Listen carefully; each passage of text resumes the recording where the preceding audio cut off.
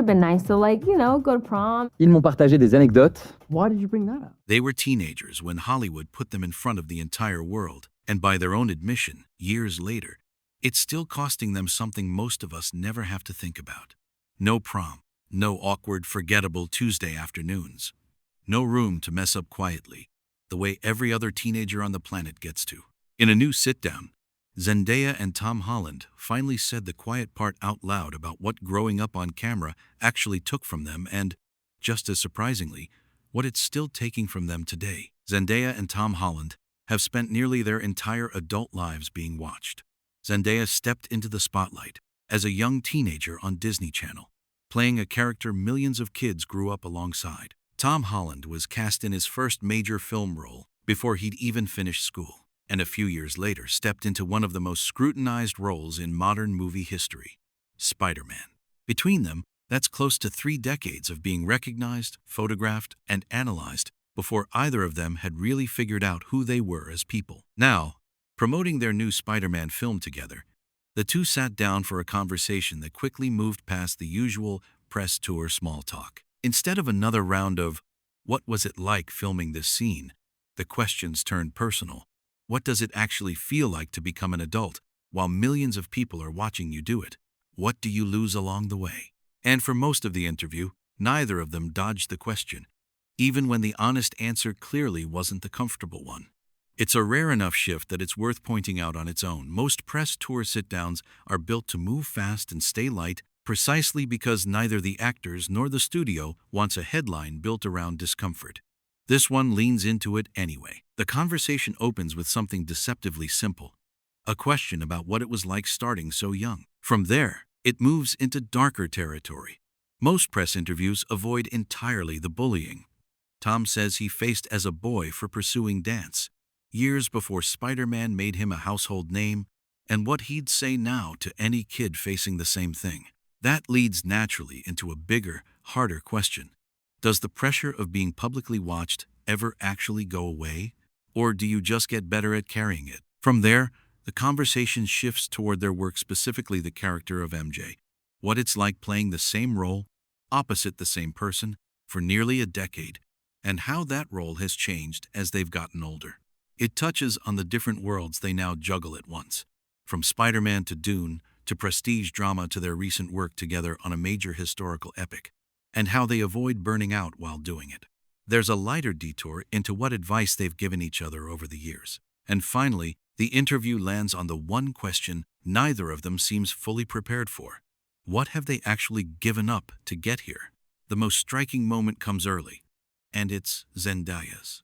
She explains that being treated like an adult on set while still legally and socially a kid everywhere else left her feeling completely out of step with her own peers at school. While her classmates were simply allowed to act their age, she says she'd already absorbed a kind of professional obedience, the instinct to just do as she was told, because that's what worked on set. She's clear that there's nothing wrong with kids acting like kids. She just wasn't given the space to be one for very long, and she says it's a big part of what shaped who she eventually became as an adult.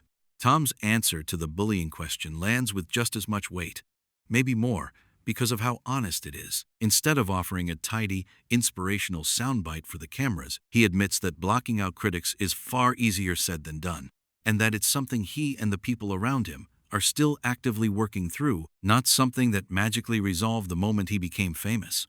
His actual advice for a kid in that position isn't about toughening up or ignoring the haters. It's about finding the small handful of people you can be completely unguardedly yourself around, whether that's through dance, art, sport, reading, or anything else that makes you feel exposed. He frames that community, not thick skin, as the real armor, and he's careful to note that even now, with everything he's accomplished, the pressure of being publicly judged hasn't fully gone away. It's just something he's learned to live alongside. From there, the conversation moves into the character both of them know better than almost anyone else in their careers, MJ. Zendaya explains that the director gave her real creative freedom to shape MJ into someone with a sharp sense of humor and a strong, independent identity, not just the love interest, but her own fully formed person, even if that meant drifting a little from how the character has traditionally been portrayed in the comics.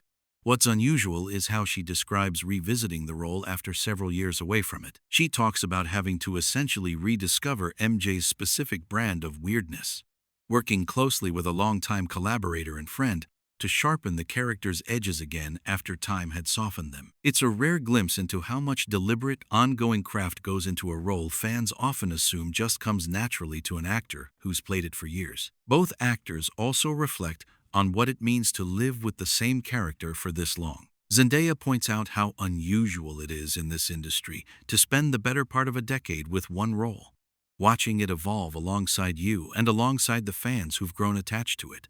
Tom adds that he sees pieces of Peter Parker's optimism reflected in how the entire cast and crew approach the work, describing the sets as unusually happy, collaborative places, and crediting the character himself for setting that tone.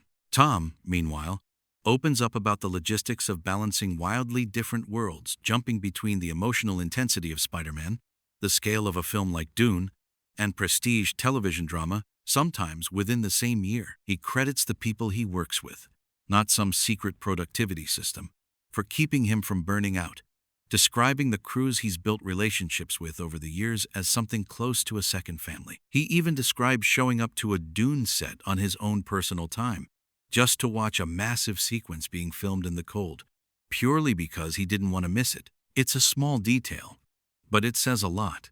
Even after years in the industry, the job still excites him enough that he chooses to be there when he technically doesn't have to be. Zendaya echoes the same sentiment, joking that even on days off, the two of them will find a reason to go back to work simply because they enjoy the process that much. There's also a warmer, more human moment tucked into the interview.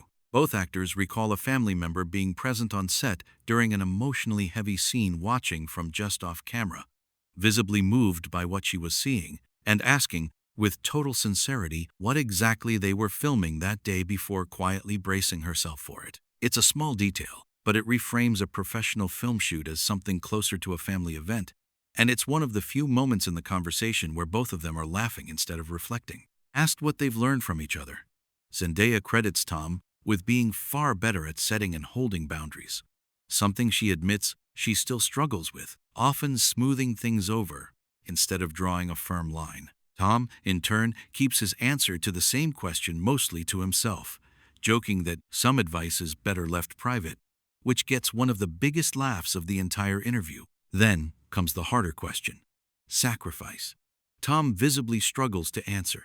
He's careful, almost cautious, not to sound like he's complaining about a life he repeatedly calls a genuine blessing, one he says he wouldn't trade for anything, especially compared to people who've made real, far heavier sacrifices in their own lives. But when he's pushed a little further, he admits that missing out on ordinary teenage milestones, like prom, or simply being allowed to be a normal, awkward kid without the whole world watching and potentially remembering it forever, is something he still thinks about.